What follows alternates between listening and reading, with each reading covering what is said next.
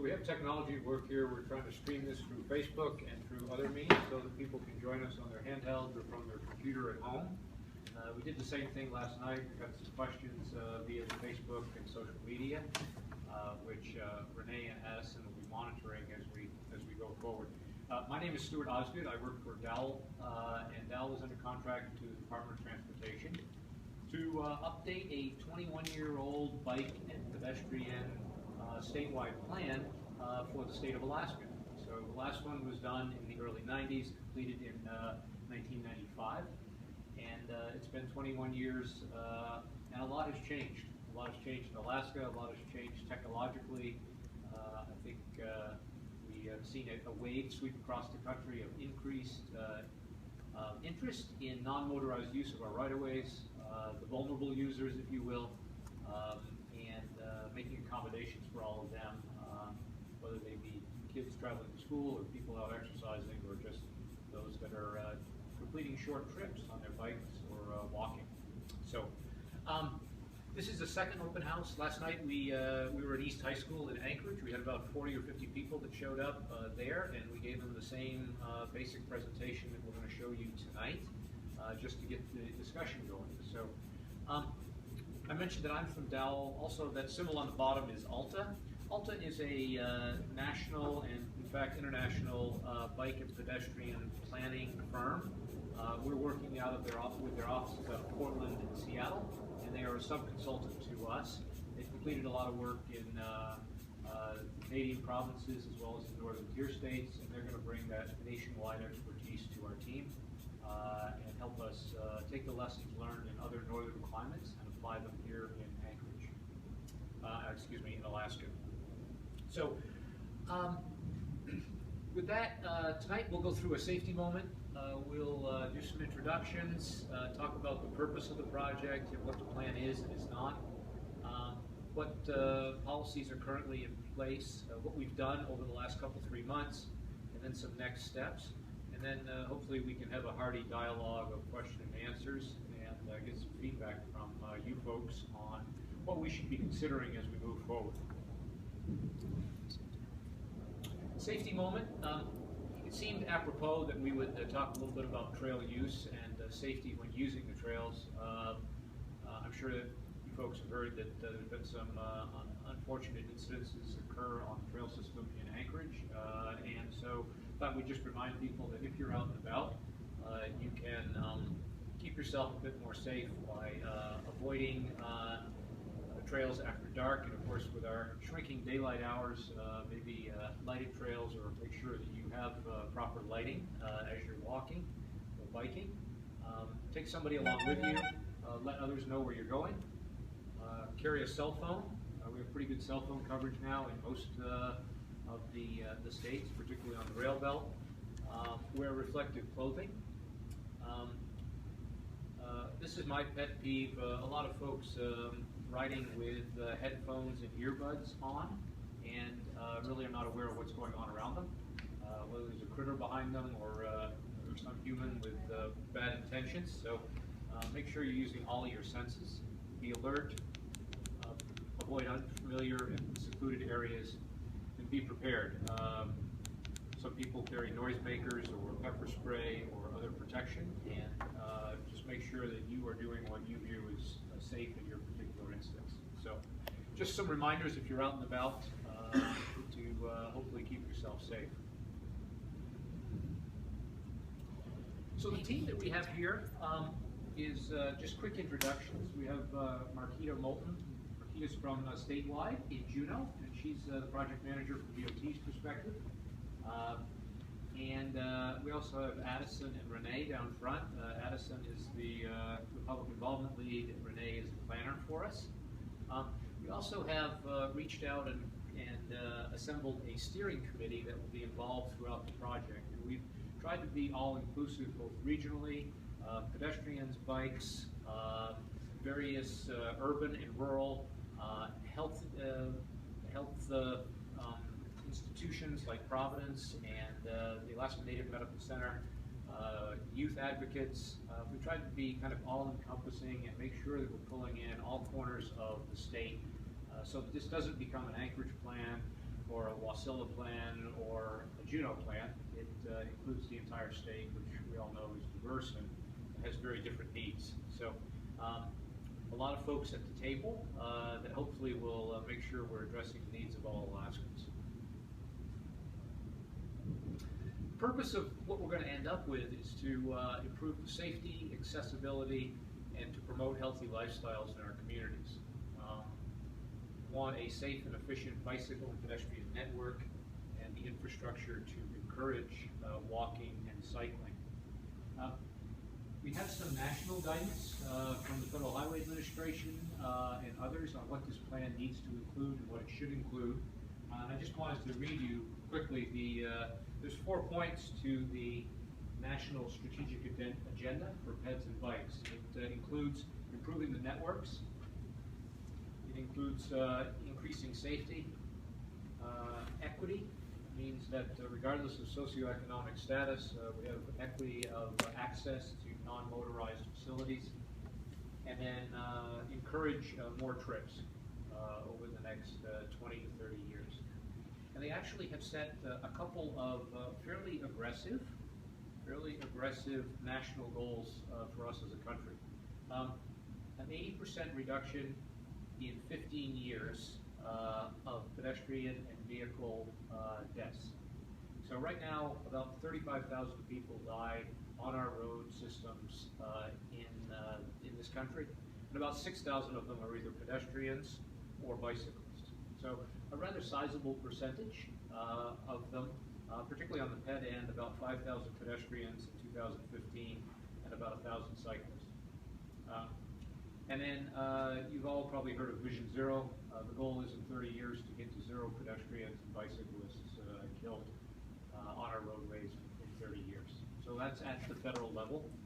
They also want to increase our short trip modes from 20%. So short trips are defined as walking trips less than a mile and bike trips less than 5 miles. So they want to increase that in the proportion of those trips, short trips that are done by bike or walking, from 20% to 30%. So some pretty aggressive goals, a 50% increase in people choosing to walk and bike over a 15-year period. So in Alaska, we'd like to do our part and hopefully even do more than our part to help our nation achieve these goals if we can. So the plan that we will end up with, and I have some copies of the existing plan that was done in 1995, if you'd like to see these after, somewhere here on the desk, yes. If you'd like to see the existing plan that's in place, you can also get it online, of course, by searching Alaska Bike and Pedestrian Statewide Plan, and it'll pop up for you in a not too easy to read format, but you can pull it up quickly and at least read through the text. But this plan is going to be a policy document to define future goals, policies, and objectives for the state of Alaska. It'll create a framework of current facilities and the needs and approach for addressing gaps in our current system. And then the last bullet is particularly accountable, and it's a bit, particularly interesting, and it's new to these plans that we're creating now. There's accountability within the document that when we establish goals and policies, we actually have to go back and check on them and report to the Federal Highway Administration on the progress we're making at achieving these goals. So they're saying, we pay for the plan, but we really want to see that you're taking it seriously and you're actually implementing the plan and taking steps to get to your goals. So that's something new, and I think it's a very important piece of all of this. It's kind of like those New Year's resolutions that we establish, right? You don't go back and check them up. It's pretty easy to forget about them and then just make them again the following December. In this case, we're going to check up and make sure we're making progress. Yeah, what we're not going to include in the plan, and not to put too much of a negative spin on this, but we are not going to redo all the bike and pedestrian plans for all the communities that we know exist out there. We're at a 30,000-foot level, not a 1,000-foot level. We know that many of the communities have their own plans already in place. We want to fill in the gaps and be helpful. We don't want to go back and tell the city of Soldotna what their bike and pedestrian plan should look like. They know best, and it's best done at the local level, but possibly we can help with connectivity on the Sterling Highway or other state DOT roadways, for instance. Goal also is not for this to be an advocacy cheerleading document about all of the things that we must do. We want to have a no-nonsense goals, policies that we're going to implement as we construct all of our projects. And some examples might be if we create a policy that when they're upgrading KGB or Seward Meridian, we'll have policy documents in there that tells them when we have to have separated pathways, how wide the shoulders need to be, how we're going to stripe bike lanes, etc. Gone back and taken a look at a lot of documents that are out there, and a lot of them have chapters that are addressing pedestrian and bike usage. So we're not, just, the purpose of this slide is to remind me to tell you that we're not going to start from scratch here. We know there's been a lot of work done. We don't want to redo everything, but we are going to raise the bar and be more specific and more policy oriented on what we're expecting from our facilities from a bike and ped standpoint. We've reviewed relevant statewide and local plans, as I mentioned, looked at policies and strategies. We started capturing data of existing statewide facilities and pedestrian and bike networks. So trying to collect data and do an inventory of what we currently have as a starting place. And then we started through with the social media, these public outreach hearings and public meetings, and we have a newsletter, and we're going to be using social media as we are here tonight to engage people and get comments and questions and feedback. Our schedule, in short, this whole process is 18 to 20 months in length. Some of the major items that we're starting with, we've got a public involvement and public outreach process that we're going through, that we're just starting here. In addition to the major communities in the state, we'll also be going to rural Alaska and to some of the hub communities around to get feedback in their area of the world as well. We have a steering committee that will meet several times through the course of the project.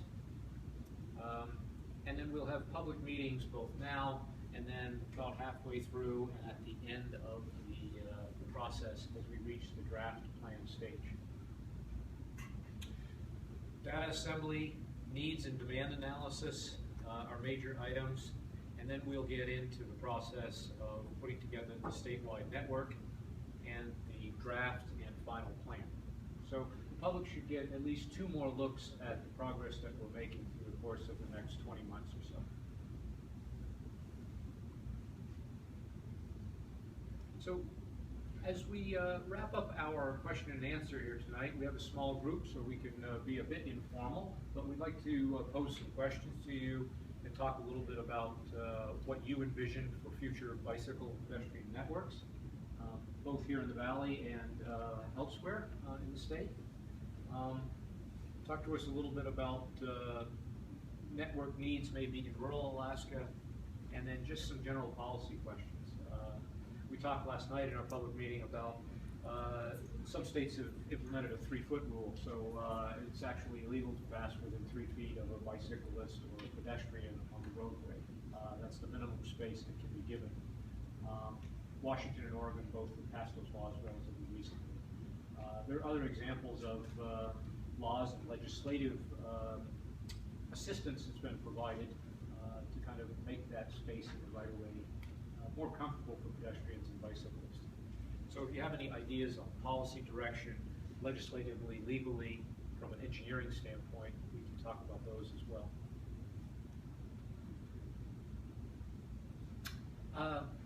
So our team, I mentioned Marquita Moulton. She's with DOT in Juneau, and she's got a pretty easy email to remember. And then for Addison, for Renee, and for me, you see our contact information there as well. We do have a nice website that we're populating as we go along. It's akbikeped.com. It's up, and some of the background information is there. As we prepare documents, they will be posted up there for you to see, including things like this presentation and the documents as we generate. So akbikeped.com. You can email our company at akbikeped@dowell.com. And I did want to mention that we will be doing additional outreach meetings. You know, the calendar is pretty full, so we have to schedule around everything else that's going on in various locations. And so we have these meetings today. We have a steering committee meeting tomorrow, and then we'll be down on the Kenai Peninsula in November to have a similar meeting to this.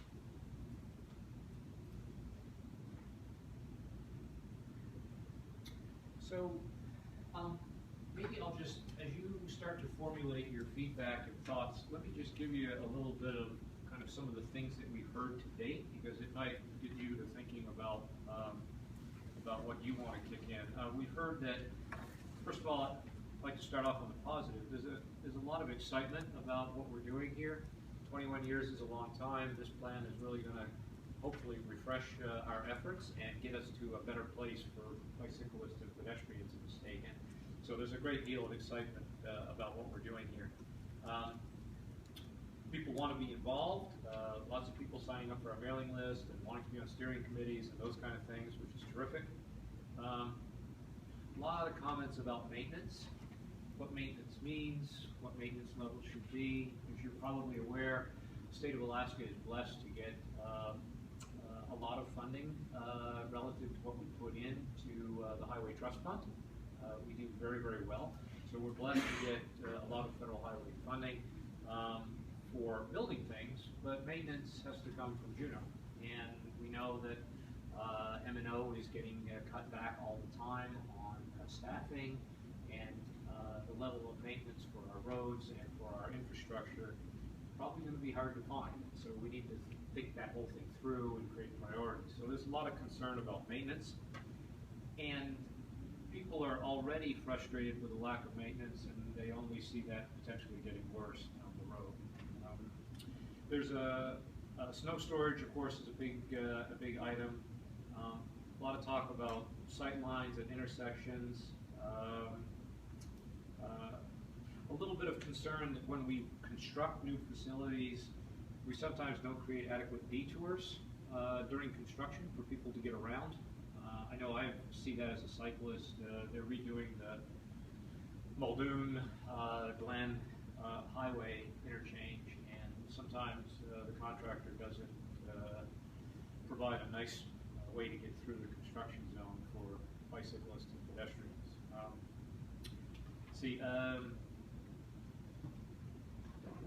Concern about this turning into a Wasilla, Palmer, Anchorage plan as opposed to a statewide plan. Rural communities want to make sure that they don't get shut out and forgotten, because this is a statewide plan.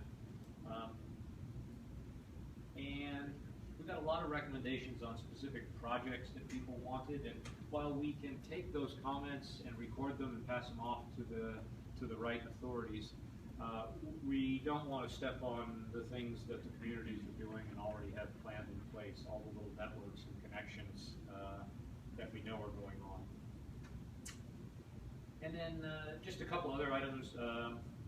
Will this really make a difference? It's kind of a cynical part of that question about, are we just here planning, or are we really going to have policies that we can enforce? And hopefully the accountability aspect that the feds are dropping on us will help us hold ourselves accountable. There's a discussion about funding. Where do we get the money for this? How is it prioritized in the STIP, the statewide transportation improvement program? And then what is next? How can we be involved down the road? So those are some of the general comments we've heard to date. And that might whet your appetite a bit to fire away at us now. We don't have all the answers, but we'd like to record what questions, comments, concerns you have, so that we can hopefully make sure we address the needs of this community. How well has DOT followed the previous plan? For instance, do they have any general policy that when they make an artery or a major collector road, that they'll put a bike path in at the same time?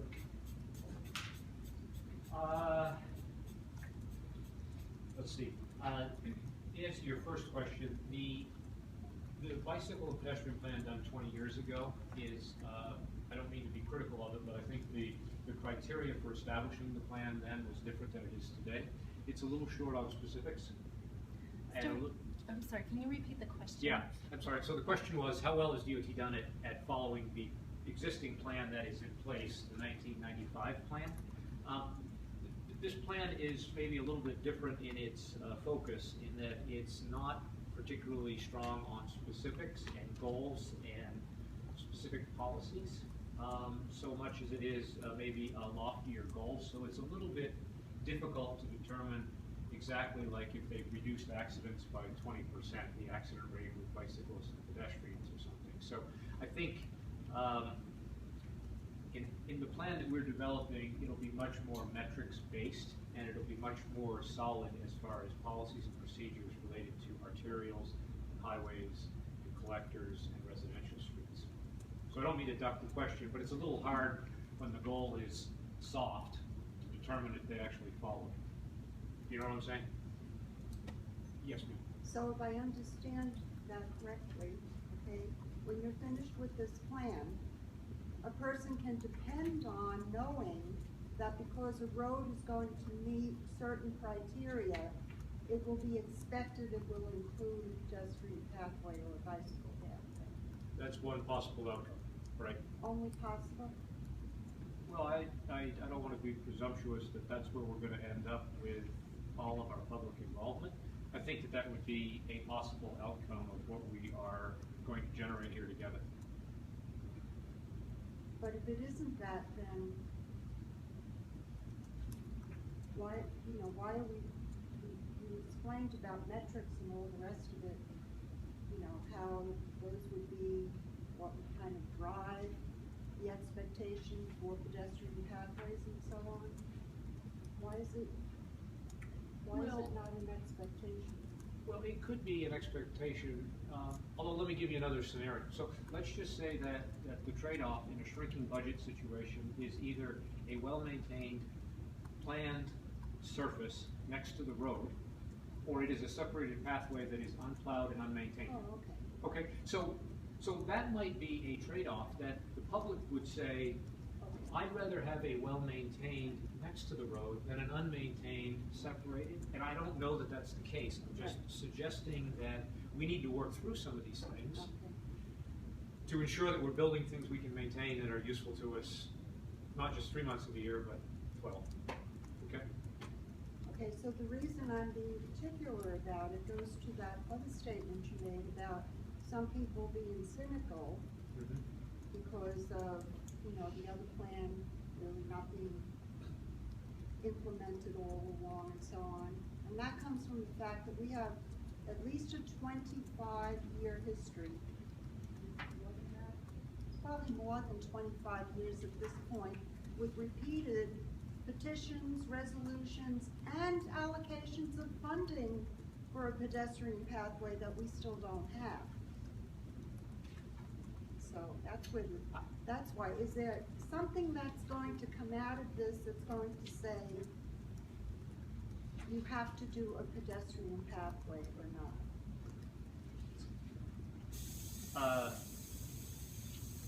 Yeah, I don't think I could answer that question because I think it would be premature for me to say that we are going to end up with a requirement for pedestrian pathways. The average daily traffic is more than 22,000 vehicles a day.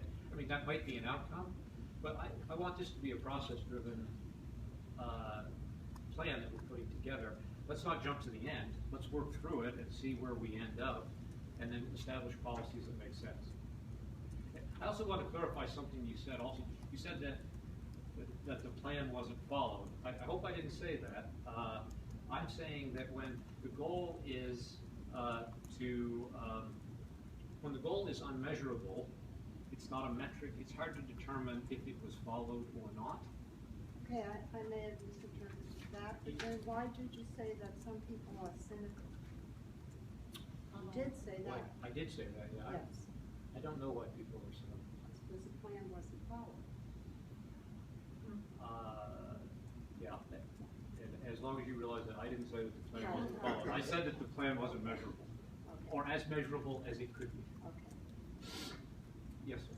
I think that you have to go higher into the, whatever level is where they make decisions, and clue them in on, for example, that very picture that you had on that first slide for the purpose, you show that, you just, right there. We were told time and time again that you cannot do that in Fairview Loop. It has to be a separated pathway. We said, well, if we don't have the right of way, we have to condemn land, why don't we just make, instead of making 4 feet on each side, make 2 feet on one side and 6 feet on the other side. Mm-hmm. And Amundsen and the, what's that guy's name? I know, he was the first guy, then the guy was done. They always tell us, no, we can't do that. We were trying to be obliging and say, we don't have to have a separated pathway if the terrain and the landowners won't allow it. But they repeatedly give us this line that is trying to defeat that ever happening, which they've done. And it's not like there wasn't a plan to do it. It's like somebody up higher, and even when you talk to the people that are, we usually give these meetings, they never know about it. We said, well, who's doing this? And who goes to the legislature to rechange these? Allocate our funding. Yeah, and then I assume they weren't trying to lie, but things that they tell you for years, you find out are not true. Like the funding for that, I told you earlier, the Clap Fairview Loop intersection and extension of Fairview Loop there, how that money is now being used for the original money for Fairview Loop. And saying that we can't have the pedestrian pathway go next to the road. So either you ought to change that picture or change your presentation where you say, well, we'll try to do something either safe and financially feasible, whereas you said something about whether it's a separated pathway or along the road. We'd be happy with that. And right now it's dangerous to go to your mailbox.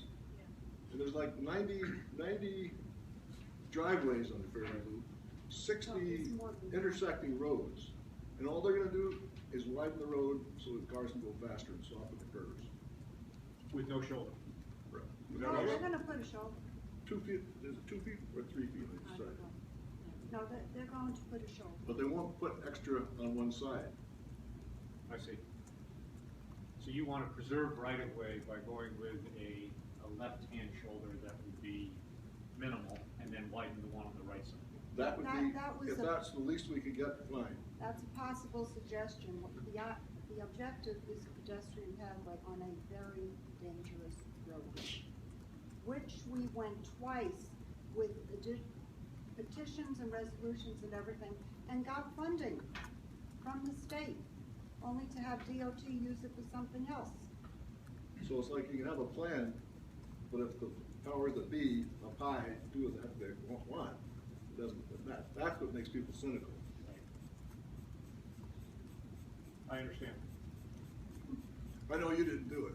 I wish, so I know Jim and Marquita's here also. If there's anything we can do to run down an answer to that, or maybe you have all your answers, but how that happens, I have no knowledge specifically of that. And I'm sure Marquita does. We know how it I happened. don't personally, but I would be happy to. Oh, we know how it happened. It's not how it happened, it's the fact that it shouldn't happen. Yes. Also, part of his question was the higher up statement on, I believe what he was looking for was complete street methodology tied to federal funding. And at one point in time, I had pointed that out, I believe, to the TAP board, and I don't know if they passed a complete street policy, but the state of Alaska, using federal funds, there is a directive out there for a complete street approach. So that's the only teeth that I know about for pedestrian pathways.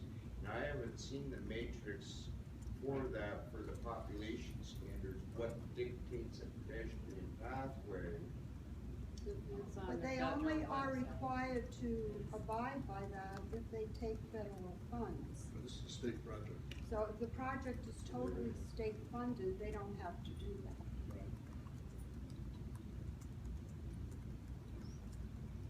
Which is something else that should be in that plan.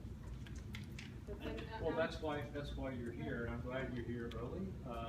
So I hope you realize that I have all of us are very excited about this. We're not here just to check a box and move on to something else. We all are residents of the state. We love the state. We're walkers, we're bicyclists, we have children. We want to be here and create a plan that makes the state better. And we want your input, but I hope you don't see us as somehow the people up here that are feeding you a line and that we just want to check a box and move on. No, I completely accept your comments in that regard. Thank you. Yes, ma'am.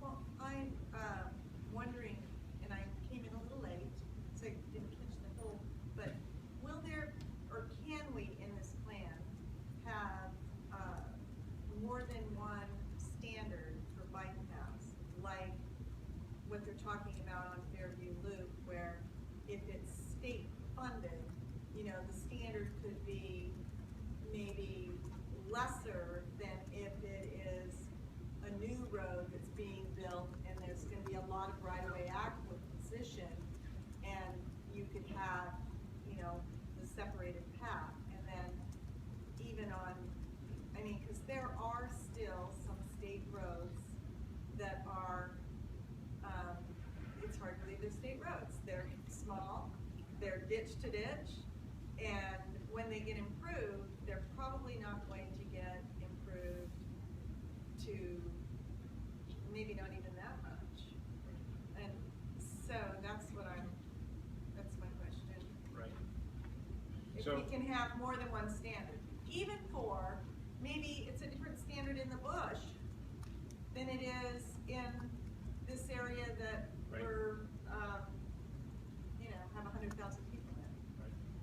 So, for those of you on the social media, so the question was, will there be different standards for the roads and our approaches? And I think we will have different standards for roads and how they are classified as streets and highways. And then DOT also, and this came out of last night's discussion, DOT has something called a 1R project, where it's essentially a curb-to-curb project. The road is rutted. They're going to come in and shave off 2 inches of pavement and repave over the top.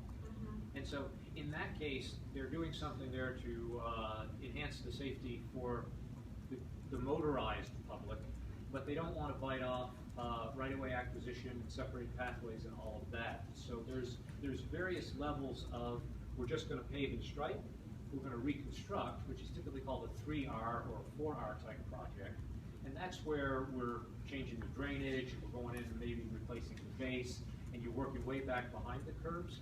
And those would have a different set of policies of what needs to be constructed per our plan for pedestrian facilities and potentially for bicyclists as well, like adding shoulders, adding paved sidewalks, that'll be maintained in the winter.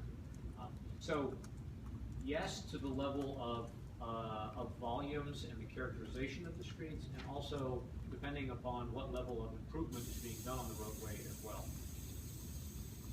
and whether the policy applies or not.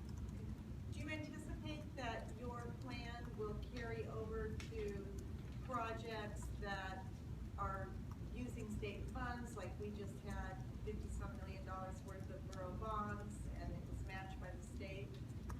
Are you anticipating that any construction, even if it's a borough project, for instance, but there's state funds, that there will be something in the plan that says that bicyclists will be accommodated? Yeah, I'm going to ask Marquita to answer that. I think that from the standpoint, this is not a federal, the document will not be for a federally funded project. It will be a statewide DOT document. So the presumption would be that it will be followed for DOT projects regardless of the trail of funding. Now the question becomes, if the money is pushed to the borough, do they have the same requirements to follow these documents? And that I am not certain of. we would hope that they would follow, you know, this is gonna be, we would hope they would take this into consideration. I don't believe that this plan is gonna be a dictatorship to tell people to where you will live. We want you to consider this, we want you to add some infrastructure. But again, the borough will have that decision. We're looking at this kind of as an umbrella plan for the state. And all the communities will fit underneath it, and we're hoping that these will feed up. And we can improve standards across the state for all projects. But it is not going to be a dictatorship that says if you don't do it our way, you can't. But if you do follow this, or choose to as a tribal organization or a city or a borough, the possibilities or the likelihood of getting additional funding, federal funding, those chances will increase. Definitely. Actually, the borough's transportation is more than the outdoor content. Than the current one.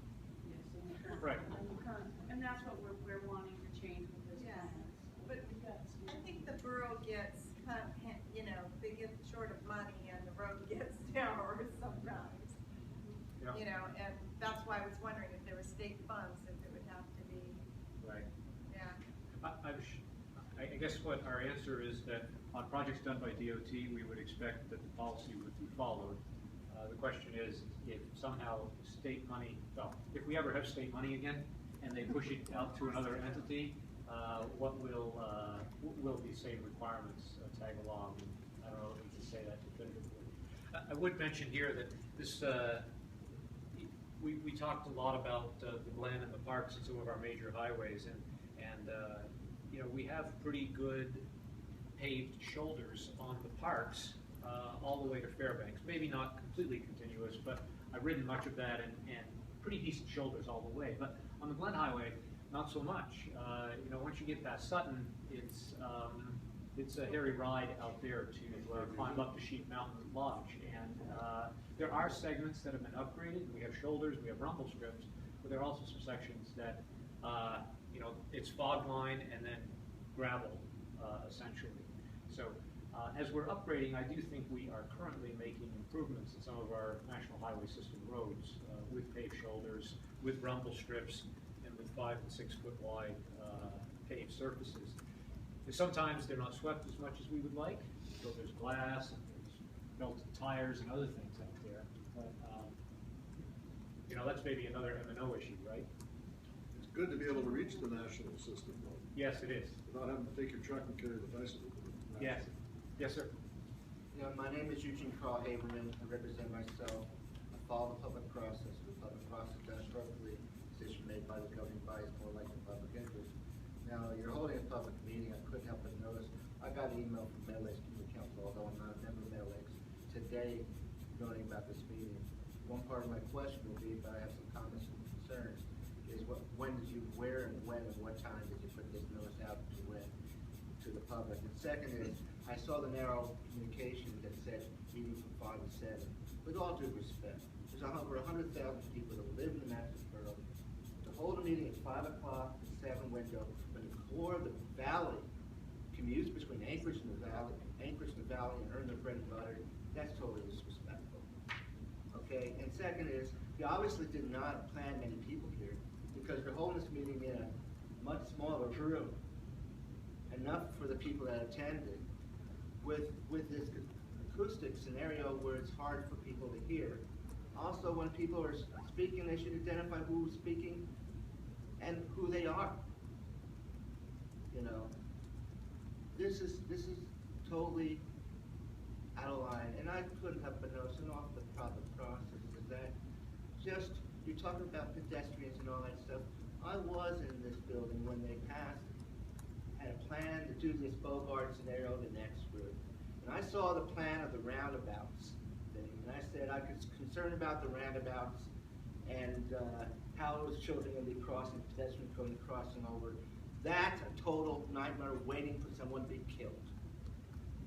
Someone's going to get killed sooner or later because this is bad. So you're talking about you can't even do that. okay? And I go, by the way, for a footnote on my background, I'm not asking for back to the 70s. I was a resident in Anchorage many years ago when Anchorage adopted the Comprehensive Foot Trails Plan. I go back many decades, I have a lot of information, but forget what I know. My role has been is to connect government with the people so that you're more likely going to get your decisions more likely in the public interest. And I've yet to see a state agency that has been following the open meetings law. And one little reference, and last comment in reference to this scenario, is some of the agency boards, commissions I've witnessed putting out notice has lines that says, the public cannot criticize or attack. So what's the opposite of criticism? Compliment. So state agencies that exist today are telling people you can only compliment. And that's why we're in this sham, with all due respect. So, Addison, would you talk a little bit about how the this meeting was advertised? There's, I think we've got 7 or 8 questions in there, so maybe we'll start with how this was advertised and how we tried to launch our outreach and select a location that would be easiest for people to attend. Oh, okay. So one of the first steps that we did was to develop a public involvement plan in accordance to the State of Alaska's Transportation Administrative Code. Through that public involvement plan, we identified specific communities that we would have meetings in, and we also identified a public and steering committee contact list. The steering committee contact list and the public contact list was developed based off of some of our contacts that we received through the Mat-Su Borough, the Assembly, the local governments, local officials, and different projects that we've worked on through DOT's contact list and through DAO. The public notice was sent out to the contact list, including folks at the Mat-Su Borough, folks within the school districts, the transit, Mat-Su Transit, and different contacts out here about 2 weeks ago. The event was also posted on the Department of Transportation's public Facebook page. We did provide Jessica Smith at the Mat-Su Borough with the information, which was distributed through the borough's website and through their Facebook page. So did that? No, you didn't give a specific date when you did it on the state website. I would the have state to. Agency. Also, in reference to that contact list, the public shouldn't be discriminated by an exclusive party that says, I want to be noted in case you have something in the future. A general notice to the public is supposed to go out there, and a reasonable opportunity for the public to be heard. This exclusive party, and because I've been attending a number of meetings, and one particular one is the Borough Transportation Advisory Board, about roughly a year ago, there used to be a situation where notices from the borough was sent out to a lot of people who wanted to get it. But what they did was they cut that stuff for notices to limit it to basically members of the community, members of the board. So we don't see that, even though we want to see that. So this exclusive list, special list to be on this list is totally out of line. Social network is totally out of line. The idea is these state notices, state websites or whatever, you need to improve yourself, and you still didn't answer, when did you go on the state website? And was this in an ad in the Frontiersman? And when? Emma, do you have an exact date of when that was posted? Another method that we used was to develop the website.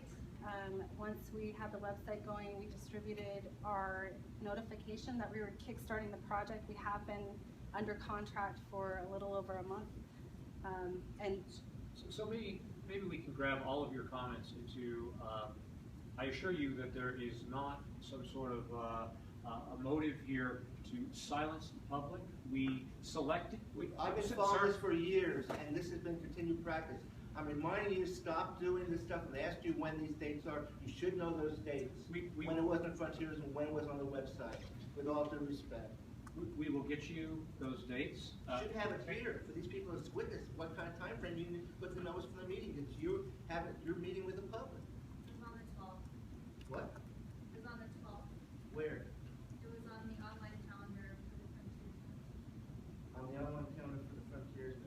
that the day we also sent out the So- blast? But no display ad or anything like that. So, maybe, if you have, it sounds like you have suggestions on how we. Look, I've improve- addressed your representatives, the state transportation, are pretty much regulars at the Borough Transportation Advisory Board, which is one of the bodies that they want to eliminate, okay? They want to eliminate, for those who are not aware of it, there's an ordinance public hearing that went last night to try to change the way things are going there. I put a copy and handed it out to a party over there, he's taking notes. But the thing is that things have not changed, they've only gotten worse. And people, you can't blind these people to the scenario. So it's difficult for me to answer your comments if you continue to interrupt me when I'm trying to respond. So I tried to listen to you, and I can tell that you are passionate about the fact that we have not done an adequate job of outreach to the people in the valley. If you have suggestions, we will do our best to address them. And there is no motive here to silence the public, and in fact, we have done everything we could. We thought we had done everything we could to invite people in and be part of this process. We felt that we would have up to 40 to 50 people, and we selected this location. We selected this location because it was off of Trunk Road. We selected the time. I think you bring up a good point on the time. You bring up a good point on the time. We often get comments that people want to stop on these meetings on their way home from work, not go home and eat and come back. So if we should change our approach of either making this easy for people to stop on their way and do something different, we would love to hear that. My comments are not new, and I'll give you an example, LNG, that's going around the state. I've told them don't hold on Tuesday nights and Monday nights. They continue to, the Kena one was held Tuesday night, Borough Assembly meeting. They know better. It's not like they haven't heard this. And some members of the board who ignore this stuff. Excuse me, Goodbye. thank you so much for your comments.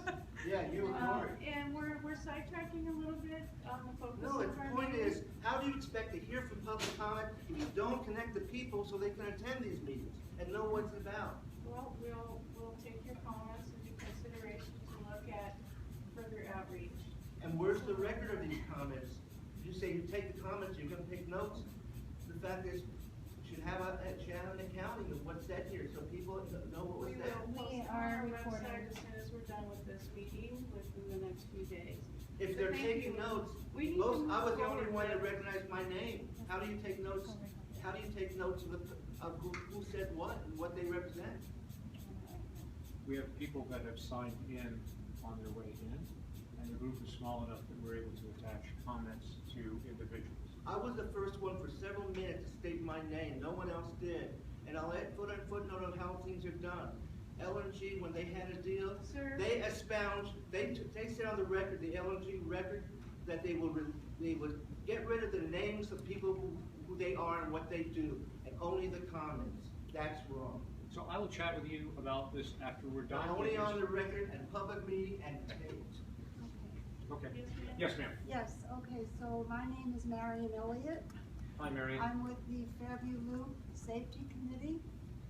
And I was going to ask you, when you said that we're all about having public Mhm. feedback, what you were looking for from that feedback. And I heard you say, and I know that sometimes I don't get it exactly right, but I think I heard you say something about not wanting feedback on specific projects. Is that close to something you said? We will take feedback on specific projects in your neighborhood, and we will pass those on to the appropriate authorities on a local level. Because we're looking statewide, we're going to be at a little bit higher level than that and focused on policy and on improving the facilities on the highway systems that connect our communities, not the specific projects in our communities. Okay, so in making those decisions, you are trying to be informed as far as where the public stands on their, okay, which brings me to, I have a 25-year history of an attempt to get a pedestrian pathway. I would like to send you copies of that, resolutions, letters. petitions, letters from legislators, the whole picture. So you can see the kind of struggle that has gone on to try to get safety for pedestrians on every route. Is that the That kind would of be very feedback helpful. you're looking for? That would be very helpful. Because that would speak to the fact that through the STIP process, through the nomination, through the grassroots efforts, there's blockages in the system that don't allow projects to be advanced. Right, And absolutely. that's the kind of stuff that should go in our plan, is that the public feels disenfranchised because they put all this time and effort into getting these projects launched. I think they have it at the half-yard line, and suddenly the field gets 30 yards longer. Right, Right. exactly. You summed it up perfectly, Yes, sir. which is the cynical part. Okay. So from a network standpoint, any kind of comments on future pedestrian networks, major gaps in our system, things we don't consider, particularly from a pedestrian and bike standpoint? Yes. Well, in the network, so take the community, are you, first of all, just hooking up all the major artery roads? That would be just without even doing this number 5, demand and needs, like the major roads, Palmer, Wasilla, those would all be in there to begin with, correct? Those would be front center for a Okay. statewide plan, right? So then if you have the next step down rows that connect those together, and you say, yes, that's gonna be included in this network, well, would the needs and making it a high need and demand, what would make one more needy than the next? An arterial road, how would you judge that? Or how would people put their comments on what's needed more than something else? So if there was a documented safety issue on the roadway, Okay. if there were schools or commercial districts where maybe a lot of short trips are generated, if there was an atmosphere that was conducive and we had head and bike counts that showed that there was a higher than normal usage of that area, those would be the things that we would want to really elevate that in the plan. Population, Potentially population. but that one's not so high on it. Well, I think population would certainly be part of it, and that would come out of the counts. We wouldn't want, I don't think that we would want to have that be the only thing, because that would really put an undue burden on our rural communities, because they don't have the population base to justify. Well, I just mean within the community, trying to judge putting a bike path where you have a whole lot more population with no pathway Right. as opposed. Right. Okay.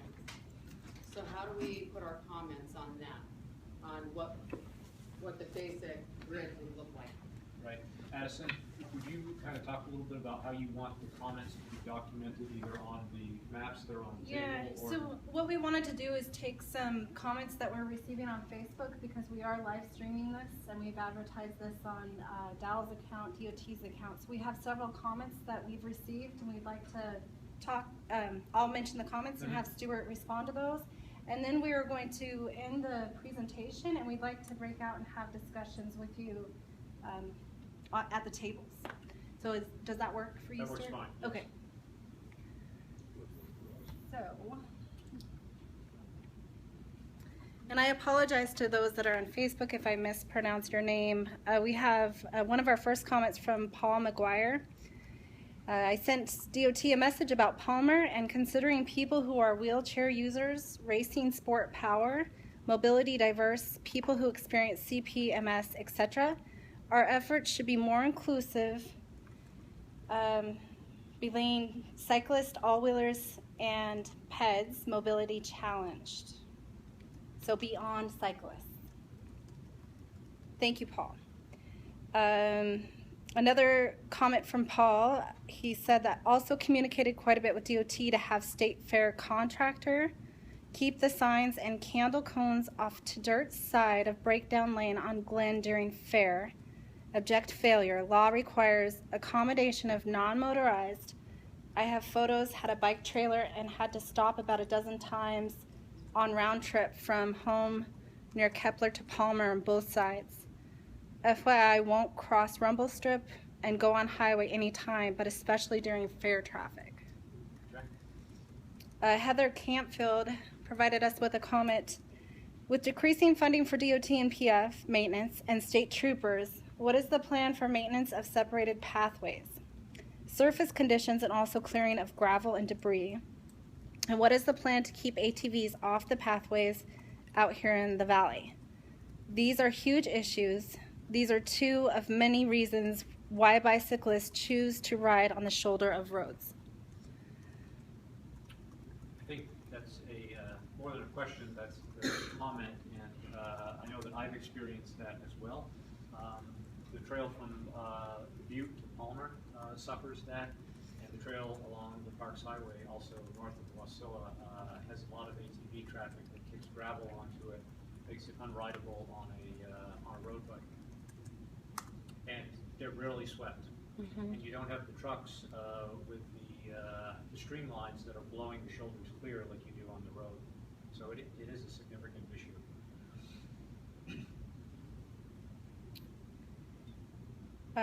Paul McGuire commented on that comment. Absolutely, debris from granite is horrible. From the main entrance and 3 to 4 miles either way, really bad. I've written to DOT with no response, took phone numbers off truck and called. So that's another comment. I think that is one area that we need to investigate with M&O is exactly if they sweep the main highways at all, or if they just rely again on largely on truck traffic and RVs to kind of blow them clear.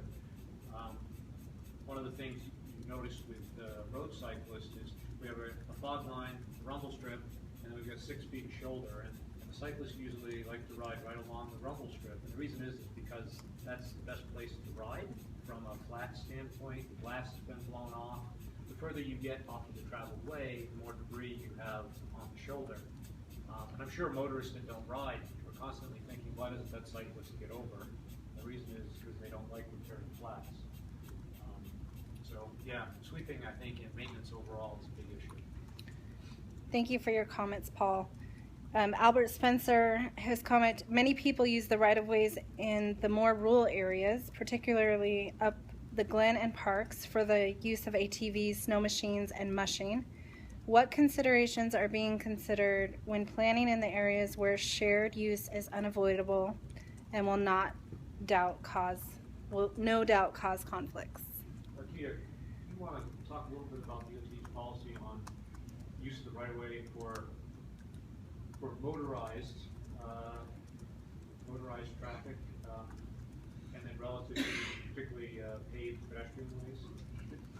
What is DOT's current position on that? I'm sorry, I can't answer that. I don't believe that unless it's marked as pathway or a bikeway, that motorized traffic is allowed on the right-hand side of the white line. However, I would have to get back to you and provide you that answer. Because certainly there is a fair amount of equestrian use and mushing, snow machine, ATV. Kind of how that all fits in with pedestrian and bike use is probably an issue we need to address as part of our plan. I know that the pedestrian pathway and bicycle pathway on Nichols Bay Road is prohibited to motorized vehicles. And I don't see any sign. Did you say if there's a sign? I'm not aware. Oh, okay. But I think generally, speaking, motorized vehicles other than cars should not be on the right side of that white line. Wheelchairs, walkers, and usually it's a bikeway, and you'll see the painted white bike with the arrow that clearly identifies. But I will get clarification on that and make sure that we'll include everyone else for this meeting. We just have one more from Paul McGuire. Thank you for this option, the Facebook option. He's learned a lot. So that wraps it up. And I'm sorry, Allison, did we get Heather Campbell's? Yes, we did. We did? Yeah. Okay. I think it was a comment phrased as a question. gravel that gets spit up on the paved roadway or the paved pathway, etc. And where we have competing or incompatible uses between equestrian, snow machines, etc., sometimes it diminishes the non-motorized space. All right, so I think Okay. that wraps it up. So, yes. Oh, yes. So Stuart, I might have missed this part of the discussion, but I was curious, this being a statewide plan, what is the strategy for engaging people in rural Alaska? By rural Alaska, I mean places like Nome or Bethel, or, you know, where the culture may or may not, you know, be thinking about bicycles and pedestrian networks. What's this plan gonna do to try to get inputs from those parts of the state? I'm going to let Addison, she's going to give a brief introduction, but she is the most passionate person I know about making certain that we consider the needs of rural Alaskans in these plans that we are doing. And so Addison has a detailed plan of outreach to the hub communities and the smaller communities out there that are just, you know, people are walking from the airport back to town. So, like Stuart said, I've been working in rural Alaska for over 8 years, and he's absolutely right. I'm very passionate about advocating for tribes and rural communities that don't use vehicles as a main mode of transportation. And so it's a large component of this plan. One of the first things that we're doing is we've invited Alaska Federation of Natives and also the Alaska Native Settlement Claims Act of Corporations to sit on our steering committee to help us with advising us on our rural outreach plan. We're also going to be working, we have 4 or 5 communities that we're going to be going out and having public meetings in. And the outreach efforts to make sure that we're consulting with the tribal governments, the municipalities, and the different local governments in the area is to work through the tribal organizations and also contact the tribal entities within the communities. We have several contacts and relationships in the communities that we'll be working in. We plan to use a representative in those communities to help us conduct outreach through the surrounding villages. So if that means doing some translation when we go out to Western Alaska or up north, that's something that we'll have conversations with DOT if that's needed. So we're definitely considering that component. And Addison, we do have meetings scheduled, remind me again, in Nome, Dillingham, Barrow, Bethel, Soldotna. Yeah. And Juneau. And Juneau. And Fairbanks. Yeah. So we'll get to the hub communities, and then I think also we need to make sure that we're addressing the concerns either at providers conferences or at Alaska Federation of Natives about the needs of villages as well, because it is statewide, as you mentioned. Oh yeah, we'll definitely be using the public service announcements, and through the tribal organizations, they have, at most of the communities and surrounding villages, use fax machines, so that's a method that we're going to be doing to provide outreach. And some organizations will be having forums, so folks can just call in from their communities and participate in the discussions. The hub communities are really important, and they're the lifeline of some of those surrounding villages, so we're making sure we're not just hitting Bethel, but there's 56 villages in that region that depend on Bethel's network. And we know that there's a lot of stuff going on in Bethel, and it's going to be critical for us to conduct outreach to those communities. And in addition, I think the engagement for the Alaska Federation of Natives and the ANCSA corporations will be really useful for our plan and making sure this is not just an Anchorage, Fairbanks, Mat-Su plan. So we're really excited, and we have relationships with existing village representatives and corporations.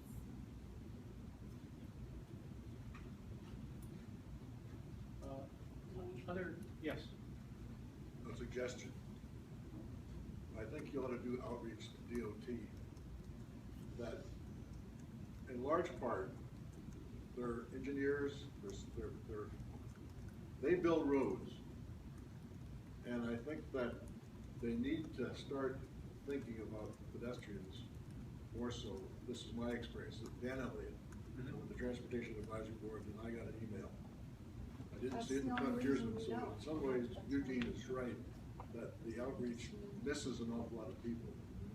But I'm serious about the DOT, that when it comes down to what they wanna do, they do what they wanna do, whether it's those 80-foot tower lights, even though you're going through suburban neighborhoods, shining into the windows, they do what they wanna do. Or like, in the case of Fairview Loop again, where I have to drive 2 driveways to get my mail because it's so dangerous to walk. They determine what available money they'll use to fix up the road and not take care of the passengers. So I'm serious. They need to kind of change their attitude. And that's something that would be good in your plan. I think I do want to say that we have brought in folks on the engineering side that are instrumental in making design decisions so that they know what's in this policy document and what standard we will be held to as we construct things going forward. So some of the decision makers, you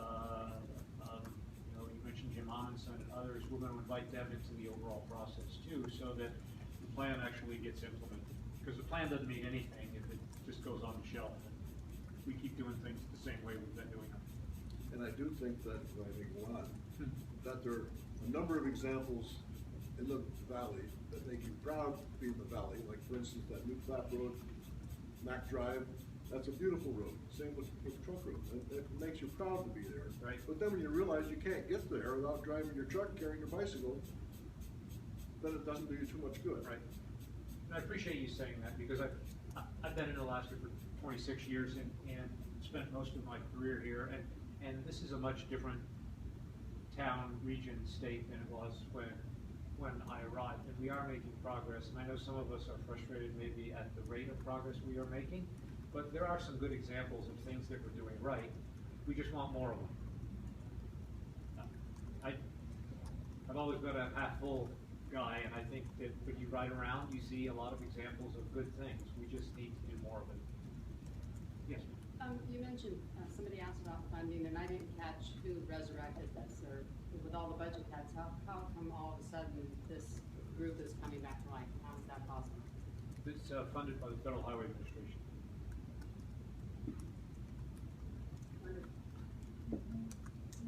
We are very fortunate to have the formula that we do to help us fund our infrastructure improvements. But where did from whom did the decision come to get the federal highway funds to do it?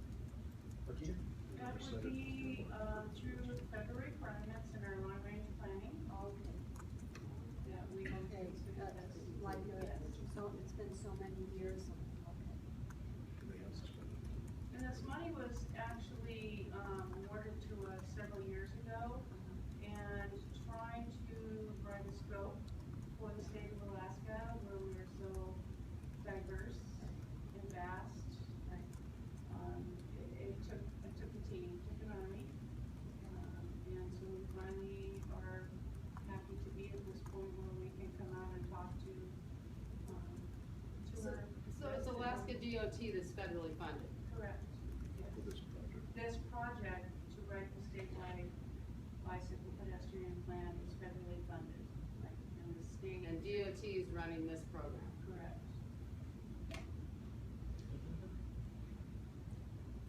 And that's the way it works in every state in the union. Especially one where the state doesn't have any money itself. Right. Now- DOT engineers told me they don't want federal funding for bike paths because it slows down projects. I haven't seen DOT do anything. Yeah, so DOT's basically spending money that they've been given federally. It's not, doesn't sound like it's out of the goodwill of the people. It sounds like they are spending money that's been allocated because they have to.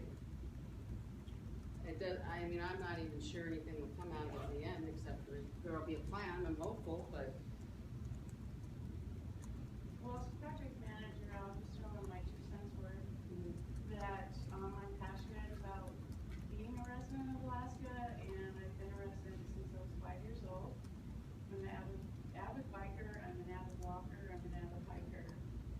And where time changes, things evolve. We have done many wonderful things for bike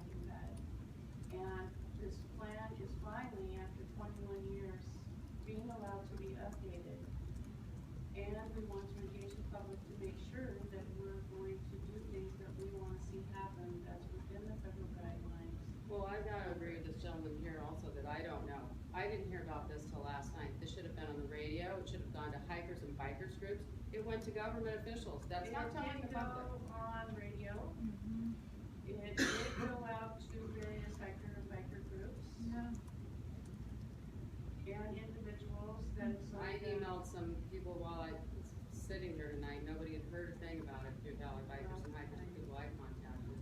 I'm just shocked. Provide you the public involvement plan of all the radio stations that we did list, all the bursts that we paid for, the advertisements in the paper, and. They weren't in the papers, well, they're online. I looked this morning. Tomorrow's transportation affairs on. Yeah, and this isn't the That's only what time I'm- that we're gonna engage, the folks out here. I mean, we plan to have a very, I would guess, or I would say, no matter where we're at, having meetings, having discussions, we're gonna be able to have the folks call in if they need to, or we can do additional outreach. We will have an online open house at the end of this process, so the draft, will be available for folks to view and provide us with important feedback. And then we have these several meetings planned throughout the next 18 months. So folks will also be able to call in or participate in those. This gentleman's expectation. I just had another general Sure. question. I might have missed the discussion. It looked like in the handout here that there was some mention that so far there's been some study of plans from other states, and it seems like we're kind of just getting started here in Alaska. We have our own, obviously, our own unique types of challenges here. I'm just curious, in this study, have you got a sense of how other states are doing? Who's had theirs the longest? How's it going? I mean, Right. Let me just, is there, you know? so we, the firm, Alta, we chose them as a teaming partner specifically because they've done work nationally and internationally in northern climates, in the Canadian provinces, in Finland and Sweden, in the northern tier states, and put plans like this together. And then they also have a design group that actually designs improvements for winter cities. So we recruited them to join our team over 2 years ago in anticipation of this project coming out. And they will be helping us take the experience that they have on a national level, dropping it into Alaska and Alaskanizing it, site adapting it, so that we hopefully come up with the very best ideas that are Alaskan ideas, but that bring in the best thought processes from around the globe, particularly in the winter cities area. This last year, I traveled to Minneapolis. Minneapolis hosted the, believe it or not, was a Winter Cities biking conference, and there was about 300 people there, again, from all over the world, talking about winter biking and sharing ideas. And I was able to give a little presentation on Alaska and on fat tire biking, and believe it or not, we're still a novelty in that respect, but really a group that's really dealing with winter cities and pedestrian and bike-friendly environments. So we have a very good resource here in Alta to help us with bring in the best ideas, state of the practice, if you will.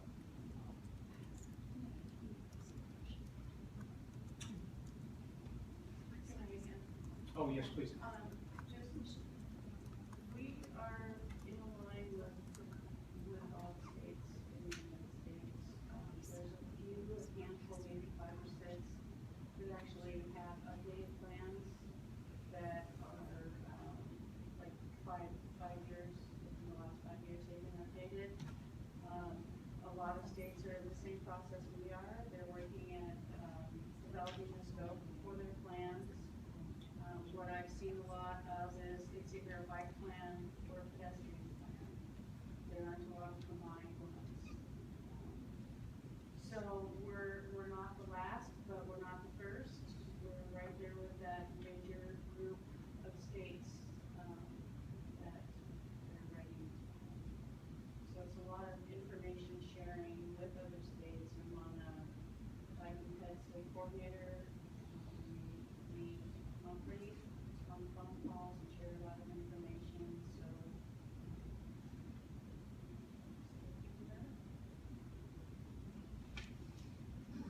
Yes, sir. Short question, 2 parts. Number one is, said that, it's federal funding, and it was a, what, grant awarded to the state to run it? No, it's Am I not a grant. misunderstanding this? I thought I heard you getting federal funding to do this. It is federal funding, but it's not through a grant program. What was it through?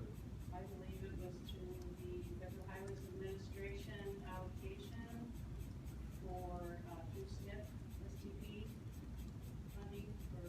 But to award funds, number one is how much money was awarded, and number two was, what was the criteria that the feds have for you to do what you're doing? Thank you.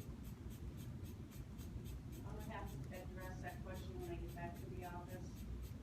I don't have those answers right here with me, Well, but I would, love to provide again, them. kind of questions I'm asking for is, for you being, running the show, you would think you would know the information you would have here. So the amount of money allocated for the study is in the neighborhood of 400,000.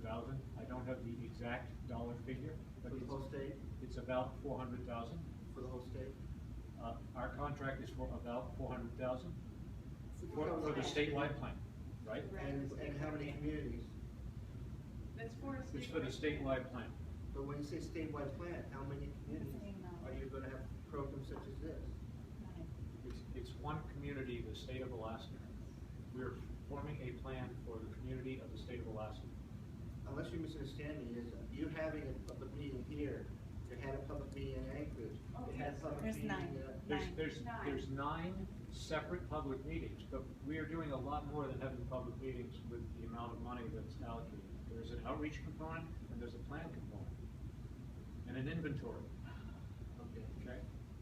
And you had a second part to your question, was it, so the amount of it, yes, it's so, the state of Alaska gets money from the Federal Highway Administration based upon gas tax.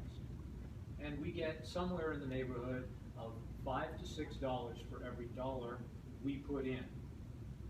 That money comes back to the state of Alaska, and it's used for all kinds of things, of constructing facilities, of maintaining facilities, of paving facilities. And so included in that overall amount of money that flows back to the state of Alaska was a carve-out for this bike and ped plan. So it wasn't a specific grant, it's part of the allocation that came to DOT. Okay, thank you. Thank you, Stuart. Other questions or comments? We would like to have some one-on-one discussions with folks and talk about some of the questions that have been, that we have posed about missing portions of the network. Where did I go here? About policy decisions for pedestrians and bikes, things that we ought to be focusing on as we move forward.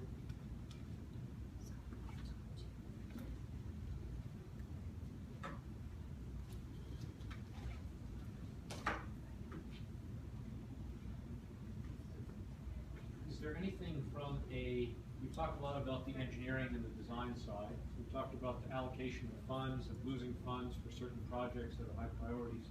Is there anything legislatively or legally that we could change to make, whether it's speed limits, it's 3-foot rules, it's, legislatively requiring separated bike paths on certain roadways? Do you have any thoughts there? Anything you've seen in your travels, or anything that we're doing well here in Alaska that we ought to keep doing?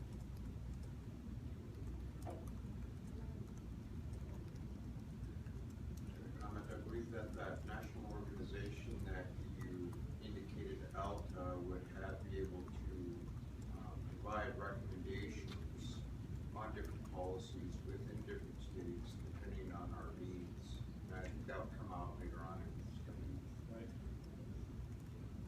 One of the things that's being tested in Anchorage, the first location in Alaska that we're doing this is, if you, from a cycling standpoint, actuated signals, you don't get actuation of the signals on a bike. So to pull up to the white stop bar, there's not enough metal in the bike that trips the loop to give you the green light. And so you see these in cities outside, but we actually have detection devices now for bicycles in a couple of the intersections in Anchorage to see if we can get them to work in a northern environment like ours. That's a biking example. We see, pedestrian facilities with refuge islands. That's one of the things that's really caught on. So if you have big wide highways, if you have enough space in the middle so that if someone is traveling at a slow speed or they're in a wheelchair, that they can cross halfway and rest, and then push another button to get across the rest of the way. Stuart, Yeah. I'll just pop in there. My name's Renee. I'm the lead planner on the project. So I've lived in Alaska now for a year. I've also worked in transportation in London and England, and also in New Zealand, which is where I'm originally from.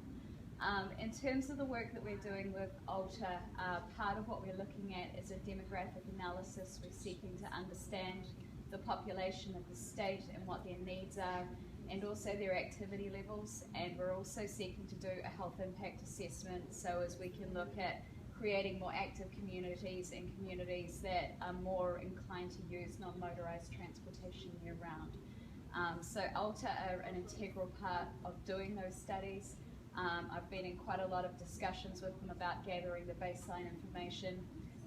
They have good knowledge from the states of Washington, Oregon, Minnesota, Carolina, and throughout the US, but those are outstanding examples that they're going to bring that knowledge to us, and we're going to seek to do best practice for Alaska.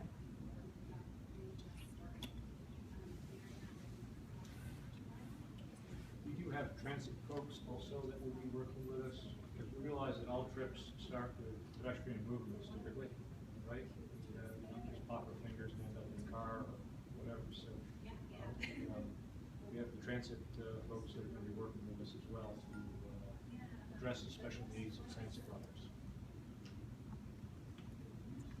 Yes, ma'am? Just a comment, when a new traffic pattern is implemented, and for traffic, I'm talking about non-motorized, it would be useful to give some education at the time.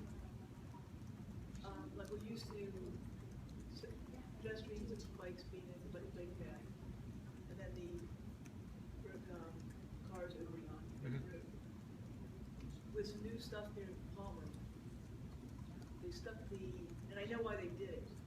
The bike path goes between the traffic and what used to be the bike path, which I think is now just pedestrian. And I think it's because of the breaking up turn. That puts people who want straight with their bikes don't have to deal with breaking up people turning right. Yes. Right. But it was just strange the first time I saw it. I was just running. I'm like, what's this? And just having a little bit of a heads up ahead of time. New traffic patterns. Like you do with right? roundabouts. Like, yeah. Tell us how to use roundabouts. Yeah, same type of thing. Yeah. Yeah, I think that sometimes during construction, we have examples where we don't adequately consider the needs of non-motorized users of the right of way.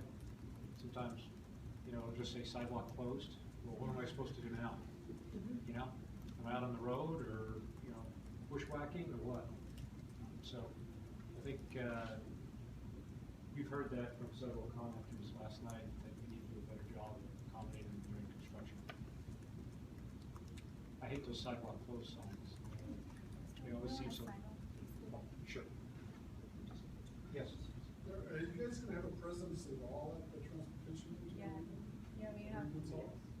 Yeah. We have a table, the DOT has a table tomorrow, and we have all of our information.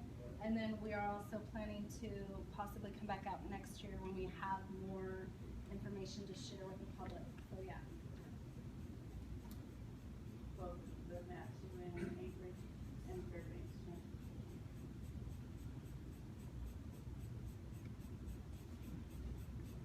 Other thoughts or comments?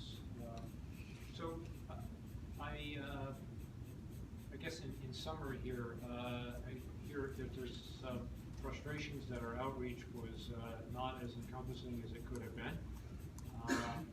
And I know that there's some thoughts that was by design, and I can assure you that that's not the case. We certainly don't want to take my evening, come out here and not grab everybody we possibly can and talk about the project. So We will expand and do a more thorough job of reaching out to everybody who will listen in every community that we travel to and some that don't. And we'll use social media and try to get people engaged at the maximum possible level. So that was one of the things I heard.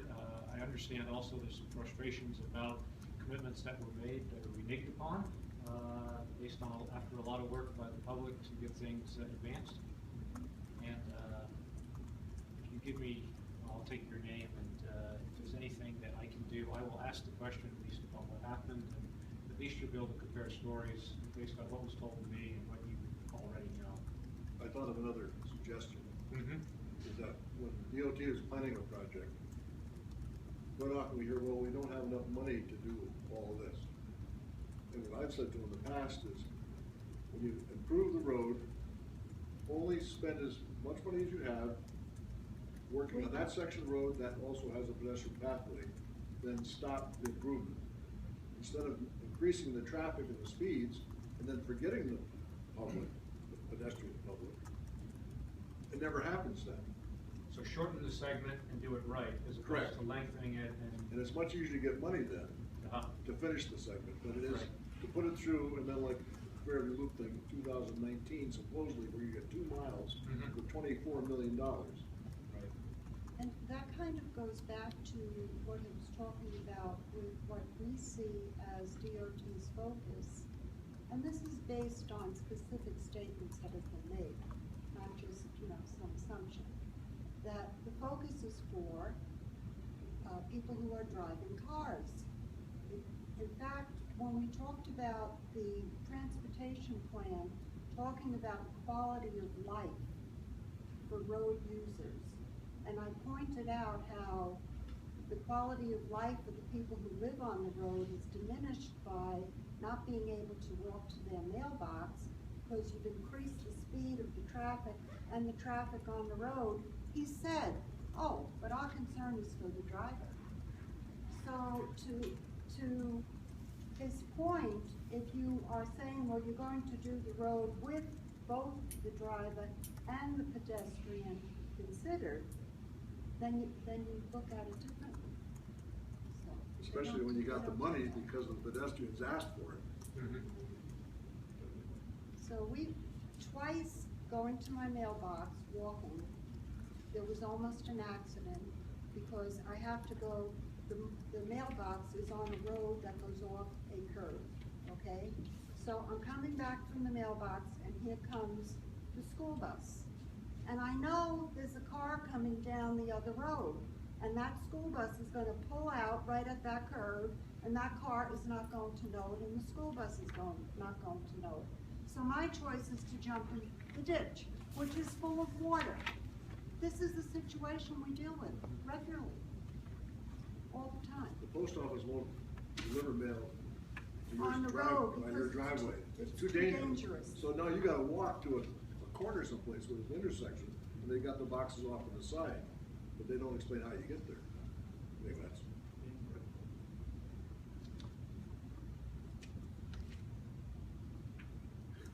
Yeah, we could keep you here all night. So we should go. Well, I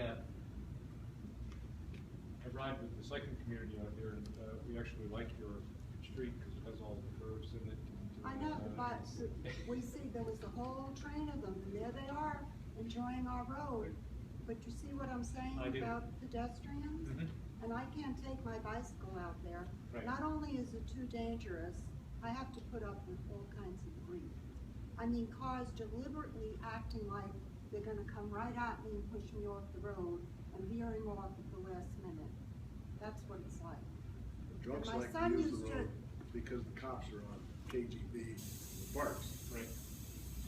You got They'll the big take, mirrors they'll stick take way out. mine and they'll take Fairview Loop. Yeah. Anyway. Thank you. Will you be making any recommendations to DOT before May of 2018? That's the end of your schedule for collecting data and whatnot. But if you at that point realize, hey, here's a critical project and it's coming up, we really need to, would you advise or? Well, certainly the DOT people will know of the progress that we've made in our plan.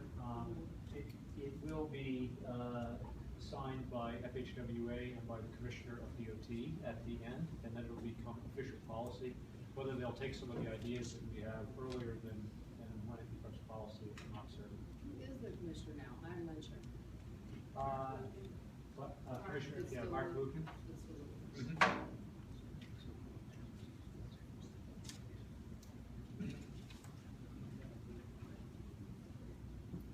Great, well, I'm gonna go talk to this gentleman about.